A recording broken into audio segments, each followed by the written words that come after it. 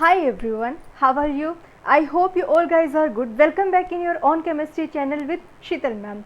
Today we will discuss the second part from chapter 2 in 9th standard is matter around us pure. इससे पहले हमने जो part first देखा था उसके अंदर हमने सोल्यूट सोलवेंट क्या होते हैं, होमोजीनियस हेट्रोजीनियस मिक्सचर क्या होते हैं, सॉल्यूशन क्या होता है, उसकी कंसंट्रेशन किस तरीके से फाइंड आउट की जाती है, उससे रिलेटेड कुछ न्यूमेरिकल हमने डिस्कस किए थे। अभी हम डिस्कस करते हैं बहुत ही इम्पॉर्टेंट क्वेश्चन है एक तरीके से ये, और जो क्लासिफिकेशन हम करते हैं सॉल्यूशंस का, किस तरीके से सॉल्यूशन होता है, कोलॉइडल हम उसको बोलते हैं जिसको सोल भी बोला जाता है, एंड नेक्स्ट क्या है सस्पेंशन। सोल है, दिस इज़ नॉट सोल जो आत्मा होती है वो नहीं, ये सोल होता है। देखो अब क्या होता है true solution, colloidal and suspension में डिफरेंस। ट्रू सॉल्यूशन क्या होता है, एक तरीके से कहें ना हम, ट्रू सॉल्यूशन का मतलब होता है जो महीन से पार्टिकल होते हैं, जो नहीं दिखते, बहुत ही स्मॉलेस्ट होते हैं, मतलब कि हमें पता ही नहीं चलता वहाँ पर कुछ अलग से पार्टिकल इसके अंदर मिक्सड होते हैं। ठीक है, फिर आपको सस्पेंशन का आइडिया थोड़ा सा हो जाता है कि जैसे आप लोअर क्लासेस में थे तो थोड़े थोड़े क्वेश्चन आते थे कि आपको सेपरेशन करनी है, किसी चीज़ को प्योर करना है, तो उसमें एक क्वेश्चन आता था कि अगर पानी के अंदर मिट्टी मिली हुई होती है तो आप उसको कैसे अलग करोगे। तो क्वेश्चन था ना डिकेंटेशन सस्पेंशन मेथड था, वहाँ से उसको सेपरेट कर लेते थे। तो सस्पेंशन वहाँ किस चीज़ से रिलेटेड था कि जो चीज़ बैठ जाती है तली में, इसका मतलब जो चीज़ बैठ जाती है उसका वेट ज़्यादा होगा। जो बंदा थोड़ा सा ऐसा होता है वो कैसा होता है, हेल्दी पर्सन जो होता है वो काफ़ी देर तक खड़ा नहीं रह सकता, बहुत ज़्यादा वर्कआउट नहीं कर सकता, उसकी टेंडेंसी क्या होती है बैठने की, लेटने की। ठीक है, अपने आप को स्टेबल वो इन्हीं कंडीशंस के अंदर समझता है। तो ऐसे ही सस्पेंशन क्या होते हैं, थोड़े से बड़े पार्टिकल को सस्पेंशन बोल देते हैं, बहुत ही स्मॉलेस्ट पार्टिकल को ट्रू सॉल्यूशन बोल देते हैं,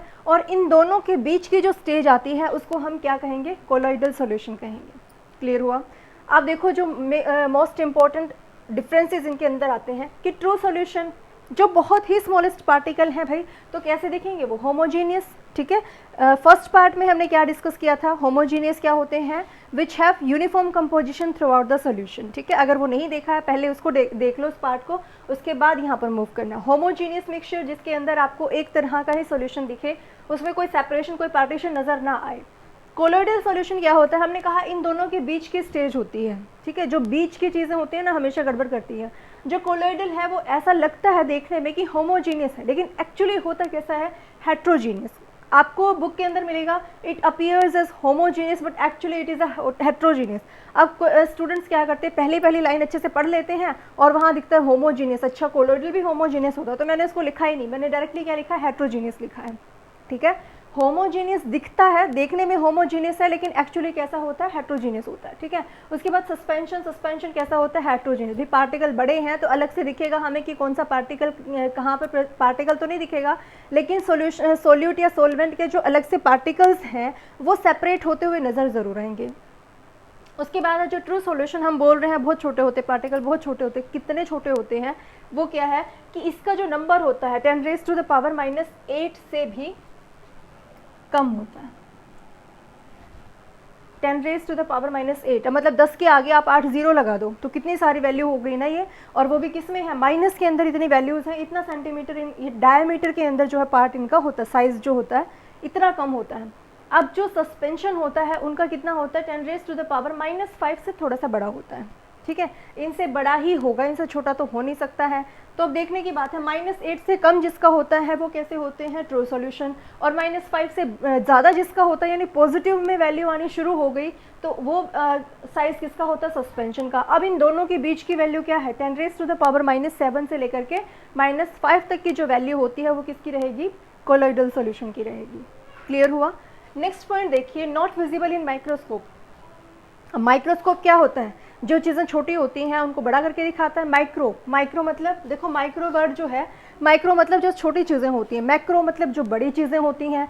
तो माइक्रोस्कोप क्या करता है, छोटी चीज़ों को दिखाता है, यानी उनको थोड़ा सा साइज़ में बड़ा करके हमें शो करता है। लेकिन जो ट्रू सॉल्यूशंस होते हैं वो साइज़ में इतने ज़्यादा छोटे होते हैं कि माइक्रोस्कोप से, इवन कि हम पावरफुल माइक्रोस्कोप की बात करें, पावरफुल होते एक ऑर्डिनरी माइक्रोस्कोप होता है, पावरफुल की कैपेसिटी थोड़ी और ज़्यादा होती है। तो अगर हम पावरफुल माइक्रोस्कोप की बात करें तो उसके अंदर भी ट्रू सॉल्यूशन को देखा नहीं जा सकता, इतने स्मॉलेस्ट होते हैं।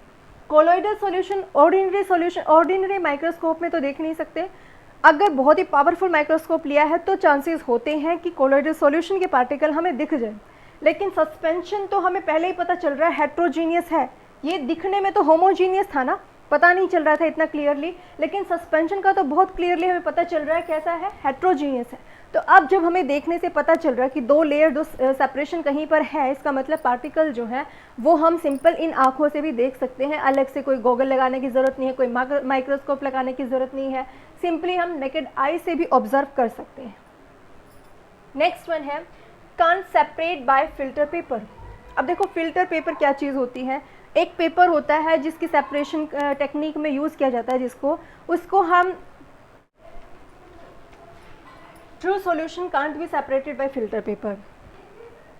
फिल्टर पेपर से मतलब इसको हम सेपरेट नहीं कर सकते हैं फिल्टर पेपर से। फिल्टर पेपर क्या चीज़ होती है, एक फ़िल्टर करने के लिए पेपर को टेक्निक के दौरान फिल्ट्रेशन टेक्निक में यूज़ करते हैं। अब देखो कैसे करते हैं, जैसे ये फिल्टर पेपर है, इतना बड़ा तो नहीं होता खैर, लेकिन जैसे ये फिल्टर पेपर है वैसे होते बहुत बड़े, लेकिन पीसेस करके दिए जाते हैं वो सेपरेट करके।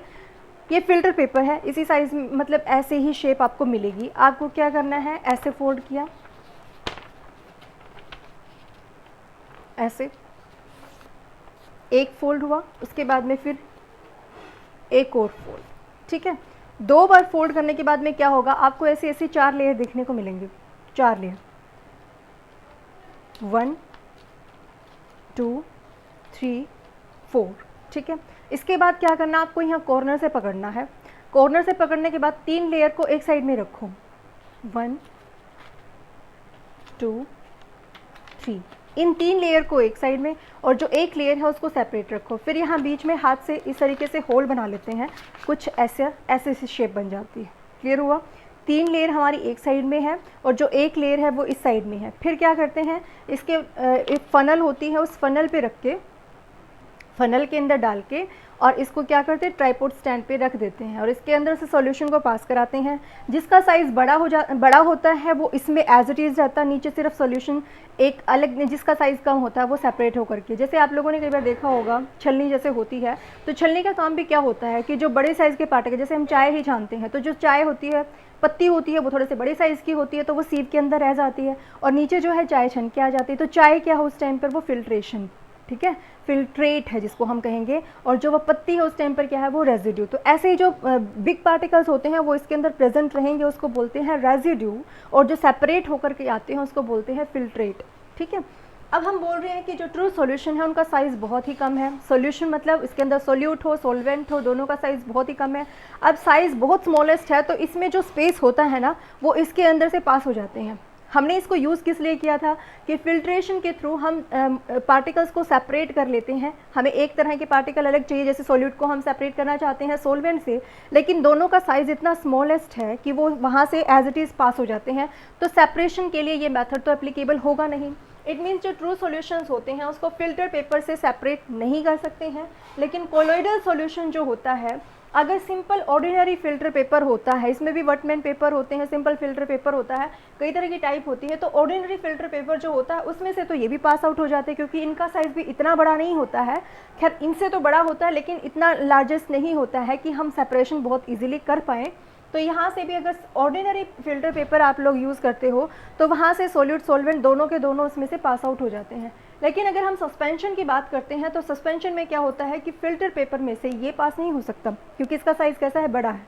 अगर हम जैसे एग्जांपल की बात करते हैं, चॉक पाउडर है या सैंड है, जैसे रेत होती है या मिट्टी होती है, पानी के अंदर है, तो क्या करते हैं फ़िल्टर पेपर के अंदर जो एक चीज़ ये भी मेज़र करनी होती है कि आपका जो सॉल्यूशन है वो फ़िल्टर पेपर में सॉल्यूशन डालोगे तो वो गीला होने के बाद में सॉफ्ट होकर के फट भी तो जाता है ना। थोड़ा सी इस चीज़ का ध्यान रखना आपको कि फनल में रखने के बाद बहुत ज़्यादा उसके साथ में छेड़छाड़ ना की जाए, फटने के चांसेस ज़्यादा होते हैं। लेकिन सिंपल पेपर के कंपैरिजन में उसकी कैपेसिटी थोड़ी सी ज़्यादा होती है।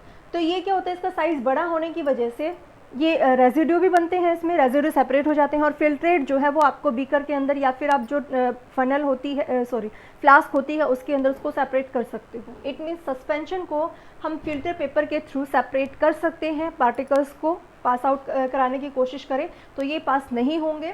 कोलोइडल और जो ट्रू सॉल्यूशन होते हैं ये पास आउट हो जाते हैं। इसकी भी कैपेसिटी है कि अगर हमारे पास ऑर्डिनरी फिल्टर पेपर है तो कोलोइडल सॉल्यूशन उसमें से एज इट इज़ पास हो जाएगा, लेकिन अगर थोड़ा सा और हाई यूज़ करते हैं फिल्ट्रेशन का मेथड तो इसको सेपरेट कर सकते हैं। क्लियर हुआ। Next one is don't show Tyndall effect. अब टिंडल इफेक्ट क्या चीज़ होती है? टिंडल इफेक्ट होता है कि बहुत ही नैरो स्पेस हो और वहाँ से लाइट को जब बम्बार्ड किया जाता है तो वो पार्टिकल्स जो बहुत सारी लाइट जब वहाँ पर डलती है तो लाइट क्या करती है, एक पाथ हमें दिखाती है जो पार्टिकल उस पाथ को फॉलो कर रहे हैं। मतलब जैसे हम बात करें, छोटे क्लासेस में भी क्वेश्चन आता था कि आप एक अंधेरे वाले रूम में चले गए हो और वहाँ पर विंडो में छोटा सा होल है, उस होल में से लाइट आ रही है, ठीक है, उस होल में से सनलाइट आ रही है, आपको दिखेगा उस सनलाइट में क्या आपको पार्टिकल घूमते हुए दिखेंगे, ठीक है। मतलब ये जो आंखें होती हैं ये बहुत ज़्यादा एक तरीके से धोखा देती हैं। जैसे हम खुले घूम रहे हैं कहीं भी, कितनी भी डस्ट एनवायरनमेंट के अंदर हमको फील नहीं होगा, लेकिन अगर वैसे ही टिंडल इफेक्ट, वही टिंडल इफेक्ट होता है जो वहाँ से स्मॉल होल से लाइट पास हो रही है और हमें पाथ को शो करा रही है वो कि एयर के अंदर जो पार्टिकल हैं वो किस पाथ को फॉलो कर रहे हैं, कहाँ से कहाँ घूम रहे हैं, वो क्या होता है, टिंडल इफेक्ट। तो अगर हमें वो टिंडल इफेक्ट के दौरान पार्टिकल घूमते हुए नजर आ जाए तो ऐसा लगता है कि इस एरिया में नहीं जाना, वहाँ तो हमें क्या डस्ट जो है इनहेल कर लेंगे, वहाँ तो हमें डिजीज़ हो सकती है। तो टिंडल इफेक्ट क्या होता है, जो पार्टिकल्स को लाइट फॉल कराने के बाद पार्टिकल्स के जो पाथ को दिखाता है हमें, वो टिंडल इफेक्ट होता है। तो ये पार्टिकल बहुत ही ज़्यादा स्मॉल है, इनके पाथ को फॉलो करना उतना ज़्यादा पॉसिबल नहीं है, उतना ईजी नहीं है। कोलॉइडल सॉल्यूशन का साइज इनके कंपैरिजन में बड़ा है, तो ये टिंडल इफेक्ट शो करते हैं। सस्पेंशन टिंडल इफेक्ट कर भी देते हैं या नहीं भी, मतलब कहने का मतलब ये करेंगे। जब भाई कोलॉइडल सॉल्यूशन शो कर रहे हैं, इसके पार्टिकल कर रहे हैं, तो जो सस्पेंशन होगा वो तो डेफिनेटली शो करेगा। क्लियर हुआ? टिंडल इफेक्ट क्या होता है, जब पार्टिकल्स पर लाइट फॉल कराई जाती है तो हमें पाथ फॉलो करने को मिलता है, जो वो पार्टिकल्स उस टाइम पर मूव कर रहे होते हैं, जिसको वो फॉलो कर रहे होते हैं, वो पाथ हमें दिखाई देता है। That is Tyndall effect. After that, don't settle due to the gravity. अब इनका साइज इतना कम है, किसी चीज़ को आप ऊपर फेंकते हो, वो कितनी स्पीड से आएगी किस चीज़ पर डिपेंड करता है, उसका मास कितना है, उसका वेट कितना है, ठीक है, कितनी चोट लगेगी। जैसे हम बात करें कि चींटी है, वो छत पे चली गई और एकदम से नीचे गिर गई, क्या होगा, उसकी हड्डी पसली टूट जाएगी क्या? कुछ नहीं होगा, क्योंकि उसका वेट बहुत ही लाइट है। लेकिन अगर इंसान है, इंसान एकदम से गिरेगा तो क्या हो सकता है, डेथ भी हो सकती है, हड्डी पसली भी टूट के काम चल सकता है। जितना ज़्यादा वेट होगा वो उतने ही फोर्स के थ्रू अट्रैक्ट होगा ग्रेविटी की तरफ, अर्थ की तरफ, ग्रेविटेशनल फोर्स के लिए। तो जिसका साइज़ बड़ा है वो उतने ही फोर्स से आएगा। इनका साइज़ ही बहुत कम है, तो ग्रेविटी की जो वजह से अपनी तरफ खींचने की टेंडेंसी है वो इन पर एप्लीकेबल होगी नहीं। जैसे बैलून है, बैलून हवा में उड़ रहा है, क्यों उड़ रहा है? पानी डाल के अगर उड़ाओ तो क्या उड़ेगा? हवा डाल के उड़ाया तो उड़ गया।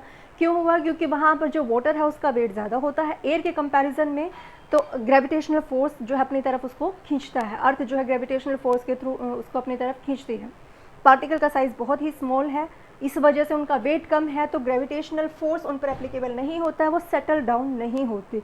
कि अगर हम वेट करें, हमारे पास कोई ऐसा मिक्सचर किसी ने दे दिया है जो कम्प्लीटली मिसिबल है, एक दूसरे में घुल गया, साइज़ भी बहुत कम है, यानी हम ट्रू सॉल्यूशन की ही बात करते हैं, और आप सोचो कि मैं इसको अलग करना चाहता हूँ या अलग करना चाहती हूँ, तो उसमें आप वेट करो बैठ के कि थोड़ी देर वेट करते हैं, ये एक चीज़ बैठ जाएगी, एक चीज़ ऊपर रहेगी, तो हम उसको फिर सेपरेट कर लेंगे। तो ऐसा पॉसिबल नहीं है। जो ट्रू सॉल्यूशंस होते हैं वो सेटल डाउन नहीं होते हैं, कोलॉइडल भी सेटल डाउन नहीं होते। सस्पेंशन का साइज़ बड़ा होता है तो वो सेटल डाउन होते हैं। जो अभी एग्जांपल दिया था कि पानी के अंदर मिट्टी है, रेत है, तो कुछ देर उस पानी को रख दो तो उसके अंदर मिट्टी होती है, जो सैंड पार्टिकल्स होते हैं, वो सेटल डाउन हो जाते हैं। क्लियर हुआ? अब इनके कुछ एग्जांपल्स हैं कि ट्रू सॉल्यूशन के एग्जांपल क्या हो गए। एलोए है या एल्कोहल पानी के अंदर मिली हुई होती है, नमक पानी के अंदर घुल जाता है, किसके एग्जांपल है ये? ट्रू सॉल्यूशन का एग्जांपल है। कोलॉइडल सॉल्यूशन के एग्जांपल भी काफ़ी इंटरेस्टिंग है। क्लाउड्स है, मड है, सिरप जो होते हैं, सभी नहीं, कुछ सिरप ऐसे होते हैं जो कैसे होते हैं, कोलॉइडल होते हैं, ठीक है। सस्पेंशन के अंदर तो यही है कि मिट्टी पानी के अंदर हो या चोक का पाउडर आपने डाल दिया, सॉफ्ट सोल्यूशन होता है, वो इसके एग्जाम्पल हो गए हैं। क्लियर हुआ? ओके। अच्छा, अब इसके बाद डिस्कस करते हैं, चलिए डिस्कस करते हैं dispersed phase and dispersing medium. ये कुछ ऐसा है जैसे कि ये दोनों ही टर्म जो है कोलॉइडल सॉल्यूशन के अंदर यूज़ होती है, या हम बात करें कि सोल सॉल्यूशन के अंदर यूज़ होती है। कोलॉइडल हो या सोल हो, एक ही बात होता है।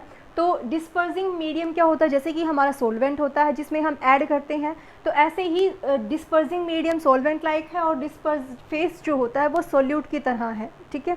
जो ज़्यादा क्वांटिटी में जिसके अंदर चीज़ें मिली हुई होती हैं वो मीडियम है, जो चीज़ मिली हुई होती है वो क्या है? फेज़ है। तो अब देखो एक एक करके एग्जांपल लेते हैं। सबसे पहले हम गैस देखेंगे। गैस के अंदर सारी चीज़ें कि liquid in gas, solid in gas.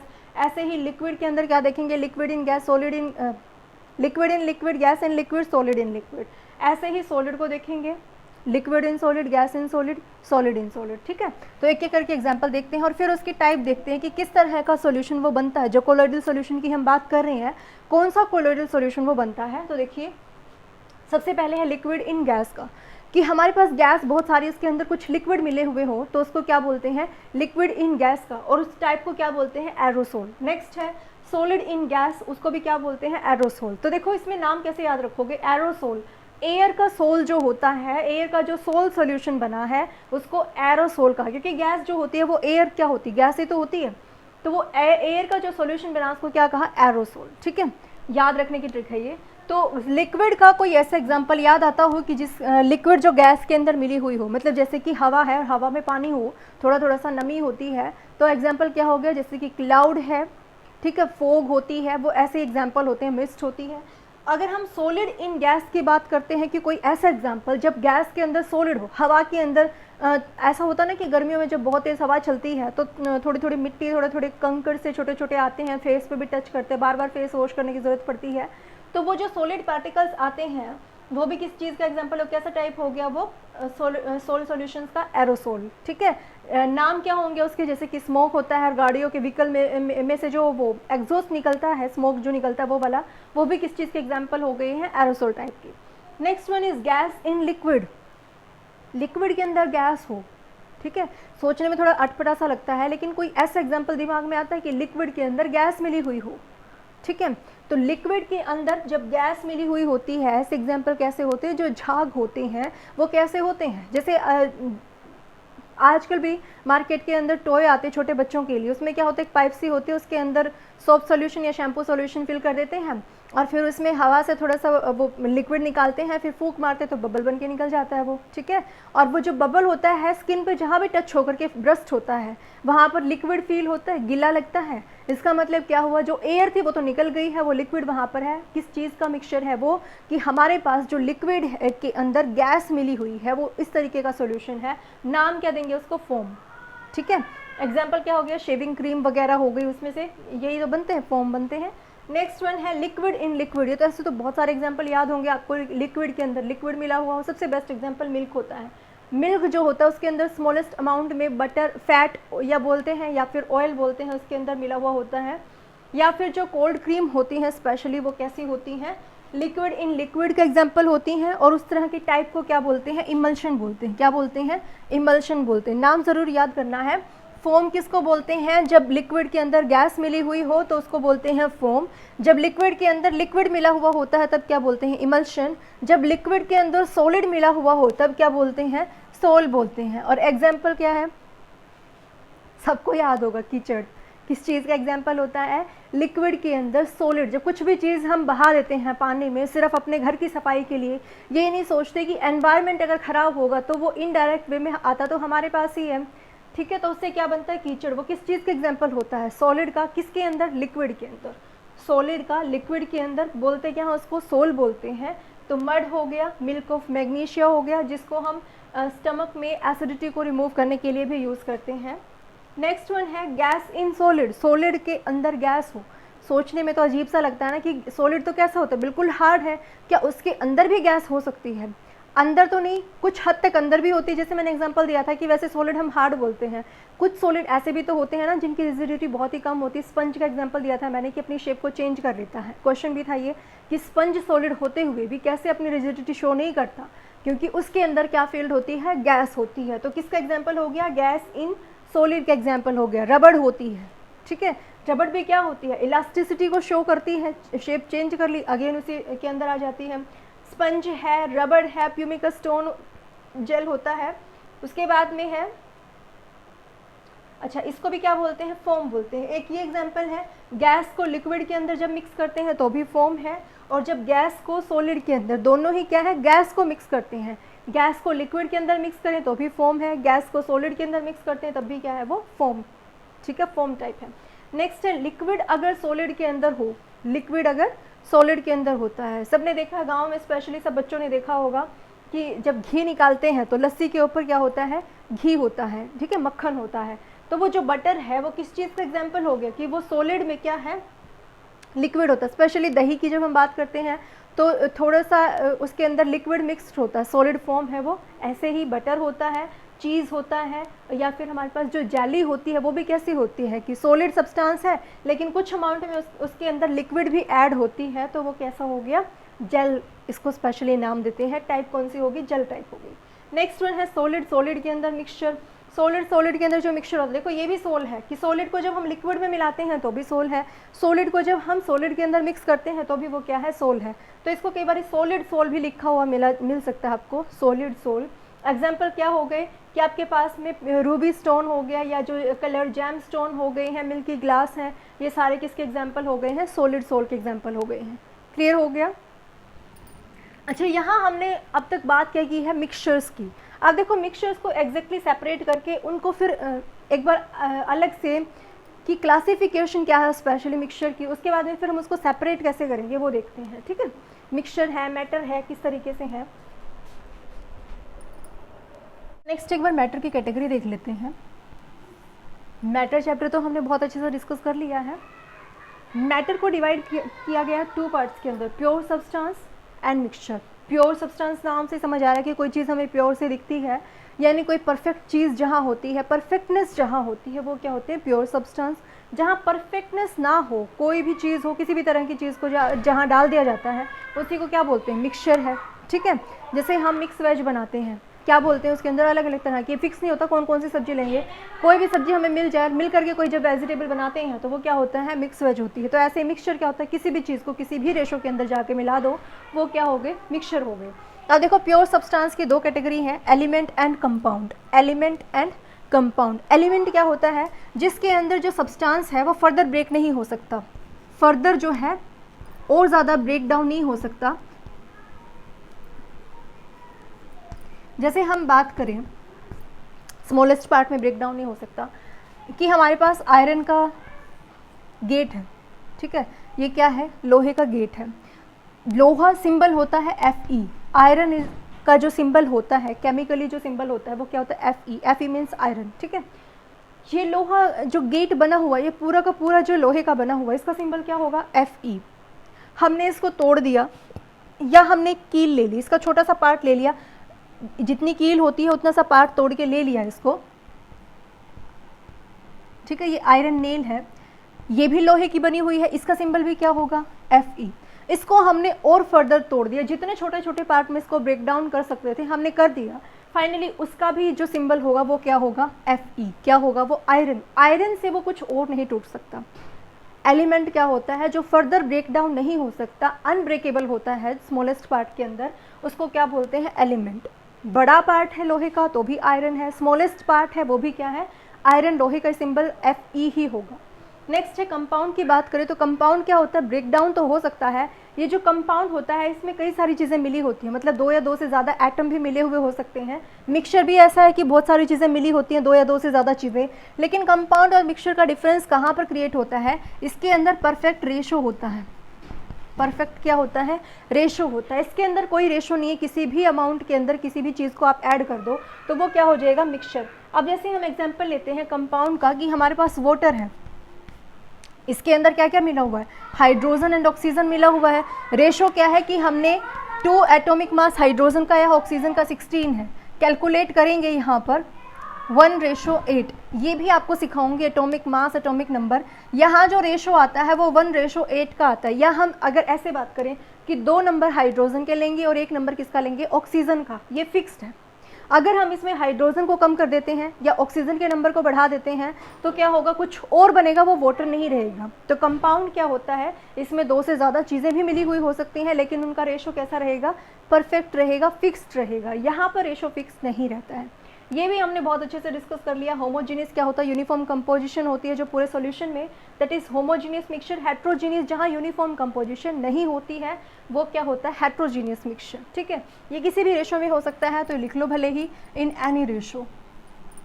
कोई रेशो फिक्स नहीं होती है एलिमेंट की, किसी भी रेशो में हो सकता है। यहाँ पर रेशो कंपाउंड के अंदर रेशो फिक्स्ड होती है। फर्दर जो एलिमेंट होता है, element is divided into 3 parts, metals, non metals and metalloid. Metal क्या होते हैं, 8th क्लास में सभी पढ़कर आए होंगे। मेटल्स क्या होते हैं, जिसमें चमक होती है, जो साउंड क्रिएट करता है, जो हार्ड होता है, जिसको तोड़ना मुश्किल हो जाए, मेल्टिंग पॉइंट, बॉइलिंग पॉइंट जिसका हाई हो जाए, वो क्या होते हैं? मेटल्स होते हैं। नॉन मेटल्स कैसे होते हैं? जिसमें चमक नहीं होती है, जिसमें साउंड क्रिएट नहीं होती है, जिसका जो सॉफ्ट होते हैं, जनरली हमें गैस के अंदर मिलते हैं, तो ऐसे सब्सटेंसेस को क्या बोलते हैं? नॉन मेटल बोलते हैं। इसका जहाँ पर डीप डिस्कशन आएगा उसको हम वहाँ पर डिस्कस करेंगे, ठीक है? इतना ज़्यादा आपका यहाँ अभी नहीं है इस चैप्टर के अंदर। After that metalloids. मेटलॉइड्स क्या होते हैं? जो मेटल्स और नॉन मेटल्स दोनों की प्रॉपर्टी रखते हैं उसको क्या कहेंगे? मेटलॉइड बोलते हैं। क्लियर हो गया? ओके।